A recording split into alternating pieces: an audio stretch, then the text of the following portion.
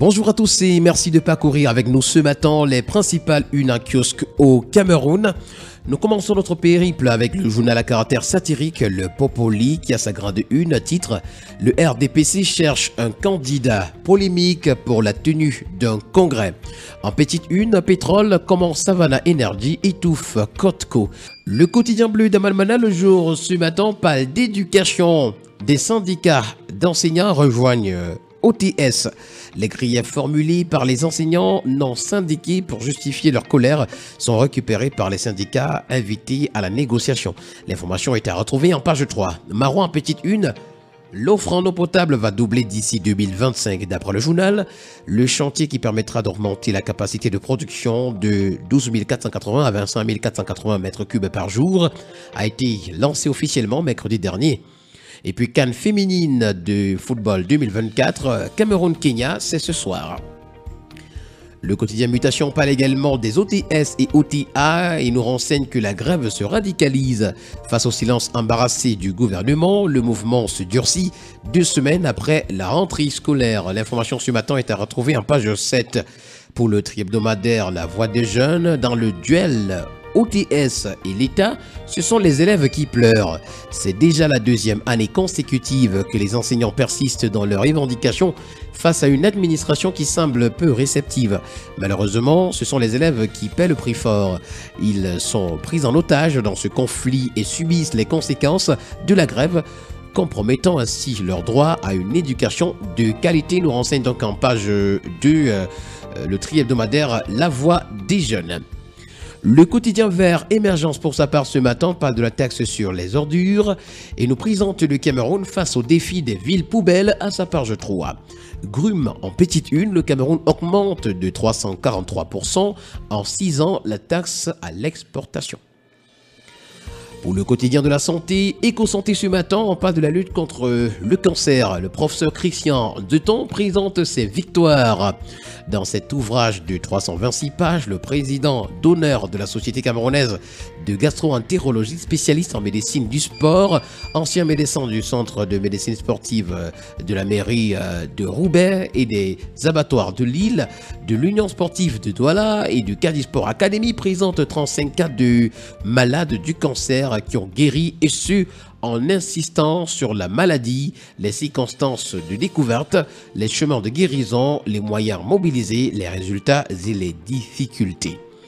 Forum Pharma Expo ce matin en petite une, retrouvons un plaidoyer pour l'insertion professionnelle des jeunes pharmaciens en petite une. Malgré 4 buts encaissés face au Bayern, André Onana reste debout, nous renseigne ce matin à sa page de présentation le quotidien L'Info à chaud. Beaucoup de fans demeurent soudés derrière leur icône. Aristide Manda, proche d'André Onana, révèle que pour le match d'hier, c'est-à-dire mercredi dernier, l'attitude plus que professionnelle, André Onana a humblement reconnu sa responsabilité dans la défaite de son équipe.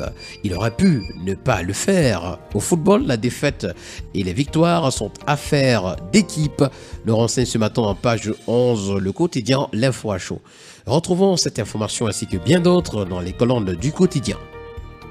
Le drapeau ce matin parle également de football, le classement FIFA, c'est ça qui intéresse.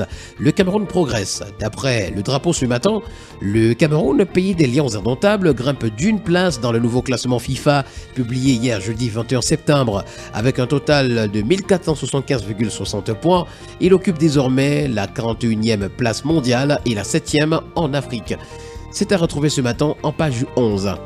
Le quotidien Eco News ce matin parle d'accès à l'eau potable, 13 000 mètres cubes d'eau à Marois.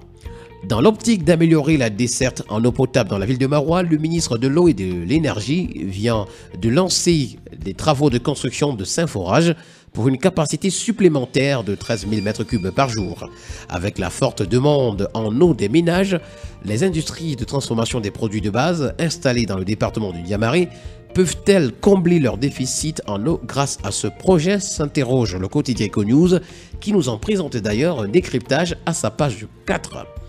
Le tri-hebdomadaire L'Œil du Sahel aborde dans le même sens lorsqu'il titre « Investissement, l'offre en eau potable va doubler à Marois ». L'information ce matin est à retrouver en page 3. À Touboro, où le tri-hebdomadaire nous amène ce matin, l'armée est au front contre la montée de la criminalité. Dans le Mayo de Sanaga, on a plus de 8000 déplacés depuis janvier 2023. Et puis à Kolkidae, 8 terroristes ont été tués par l'armée. Le quotidien de l'économie s'intéresse ce matin à sa grande une à la pénétrante est de la ville de Douala et nous présente les travaux de la phase 2 qui sont toujours ralentis. L'état des lieux du chantier a été effectué par le ministère des Travaux publics cette semaine, nous renseigne le journal. Pour le quotidien national bilingue Cameroun Tribune, on parle de la saison sportive. Le clou du spectacle nous est présenté à la grande une. Le stade Omnisport de Yaoundé fait peau neuve pour accueillir dans 2 jours la finale de la Coupe du Cameroun de football entre Fofo Club de Baham et PWD de Bamenda. Les autres fédérations sont également à l'honneur avec la remise solennelle des trophées. Cameroun Tribune dans les coulisses des préparatifs de cette grande fête du mouvement sportif national nous invite à lire ces pages 27 à 30. Le tri hebdomadaire Le Soir parle d'infiltration d'eau à l'aéroport international de Douala et nous renseigne que la situation est désormais sous contrôle. Entretien routier également, les projets passent au scanner à Yaoundé. Ce matin, la voix du consommateur qui parle de taxes foncières nous présente ces riches qui défient le ministère des Finances. D'après le journal, après avoir obtenu l'amnistie fiscale en 2022, plusieurs citoyens nantis et hauts fonctionnaires redevables de la taxe foncière refusent de régulariser leur situation. Pourtant, tous informés que la date butoir de paiement de la dite taxe était fixée au 30 juin dernier pour l'exercice 2023. Paradoxalement, lorsqu'une taxe concerne les pauvres contribuables, son application est immédiate et le recouvrement est souvent forcé. Sommes-nous dans un pays de 2 poids 2 mesures, s'interroge à sa page 5. La voix du consommateur en petite une, data inutilisée, les abonnés exigent le remboursement. Et puis fabrication du pain, l'ANOR rappelle l'interdiction du bromate. Le journal Activateur ce matin nous amène à Pangassina où le cacao rend riche. 105 tonnes vendues mercredi dernier à 1760 francs CFA le kilogramme, soit 184 800 000 francs CFA empochés par les cacaoculteurs en toute transparence dans la compétition et la pluralité avec un prix largement au-dessus du prix de référence de l'Office national du cacao et du café. C'était dans le cadre d'une opération spéciale de vente groupée du cacao présidée par le ministre du Commerce en personne, en présence de l'ONCC, des autorités du Bamekim, les cacaoculteurs et les acheteurs. Terminons ce matin avec le quotidien Nouvel Horizon qui parle de paris sportifs. One is back dans le viseur de la justice camerounaise.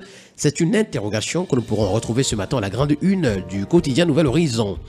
D'après le quotidien ce matin, suite à plusieurs dénonciations, scandales et accusations de corruption sur le patron de ce pari sportif, la justice camerounaise dans ses trousses. C'est avec un goût amer que le ministère de la Jeunesse a abandonné le fer de lance camerounais entre les mains des tueurs silencieux, en l'occurrence les paris sportifs, qui ont envahi les écoles secondaires et les universités. Mais dans un pays où le chômage des jeunes avoisine les 60%, les paris sportifs sont devenus un refuge pour beaucoup de jeunes dans le pays. De plus, les artistes et les sportifs donnent leur accord pour la promotion de ces jeux de hasard, une triste réalité auquel fait face la société camerounaise. L'information ce matin est à retrouver à la page 2 du quotidien Nouvel Horizon. Et d'ailleurs, c'est avec ce journal que nous mettons un terme à cette autre sortie de la revue de la presse, la dernière sortie de cette semaine. On se retrouve lundi prochain, si Dieu le veut, pour une autre édition. Portez-vous bien.